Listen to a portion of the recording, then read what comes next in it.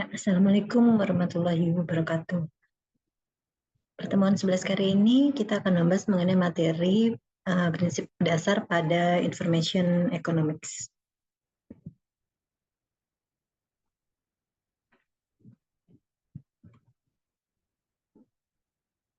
Jadi kita lihat di sini terlebih dahulu apa itu Information Economics, di mana Information Economics ini merupakan satu metode untuk mengukur manfaat dan biaya dari proyek teknologi informasi.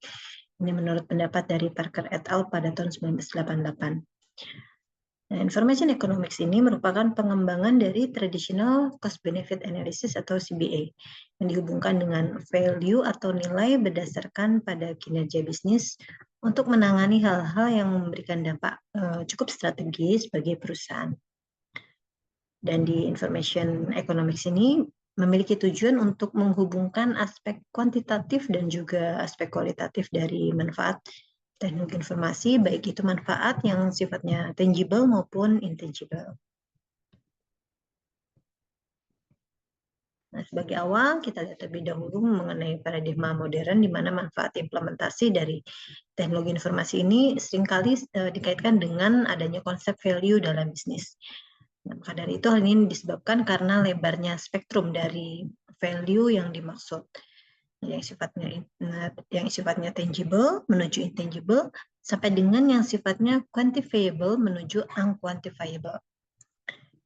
Lalu menurut Merwin M. Parker, Robert G. Benson, dan H.E. Trainer ini, beberapa ahli pakar ini melakukan terobosan melalui teori information economics-nya di tahun 1985. Nah, ini merupakan salah satu cara yang hingga saat ini dinilai masih akurat dalam kaitannya dengan proses analisa biaya dan manfaat implementasi dari teknologi informasi.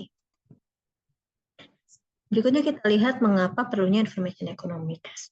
Jadi ini adalah beberapa poin yang mesti kita pahami mengapa information economics ini sangat diperlukan. Yang pertama adalah adanya class of value atau nilai kelas.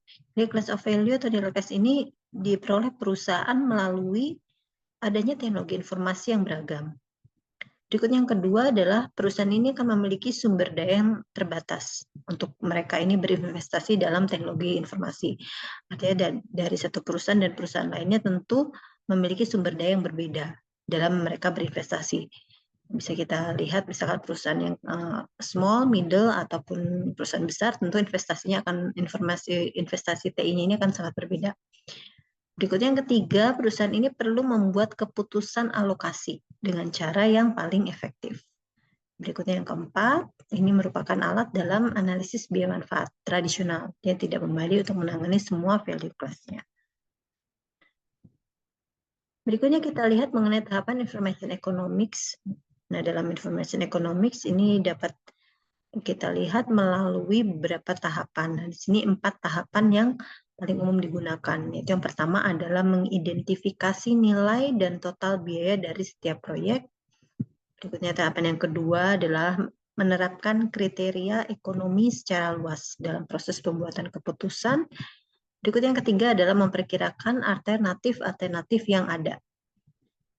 Berikutnya yang keempat, ini adalah mengalokasikan sumber daya yang berharga untuk proyek yang penting atau yang bernilai cukup tinggi.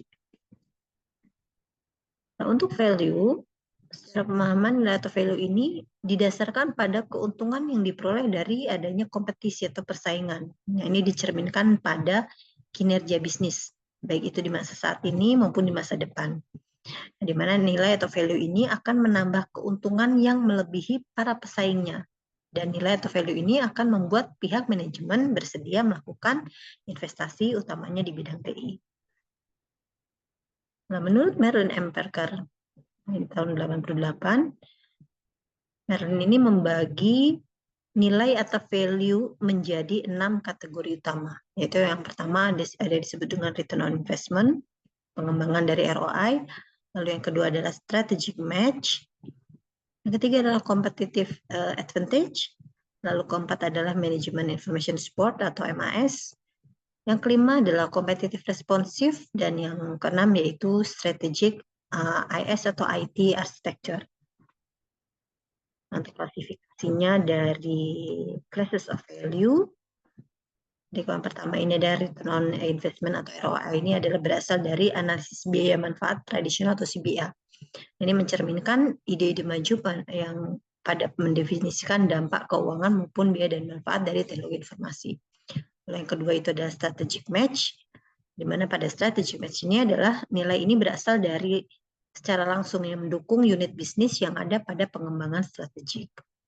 Lalu yang ketiga itu adalah competitive advantage. Jadi kalau competitive advantage ini adalah nilai yang berasal dari menciptakan strategi bisnis baru, lalu produk baru, ataupun juga pendekatan baru untuk mengatasi kompetitif.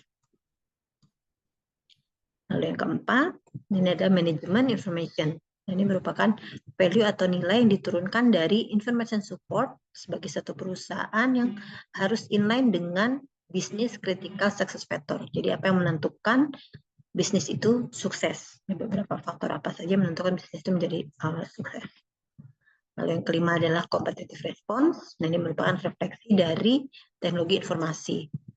Di mana ini membutuhkan untuk bisa mengikuti dan tidak ketinggalan dengan kompetisi-kompetisi pesaingnya. Lalu yang keenam adalah strategic IS atau strategic IS atau IT arsitektur. Nah, ini merupakan satu investasi yang mampu untuk mulai mengadakan perkembangan dari satu project yang saat itu terjadi. Nah, enables to other project itu core.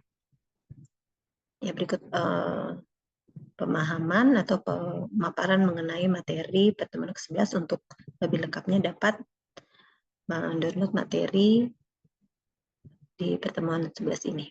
Terima kasih. Wassalamualaikum warahmatullahi wabarakatuh.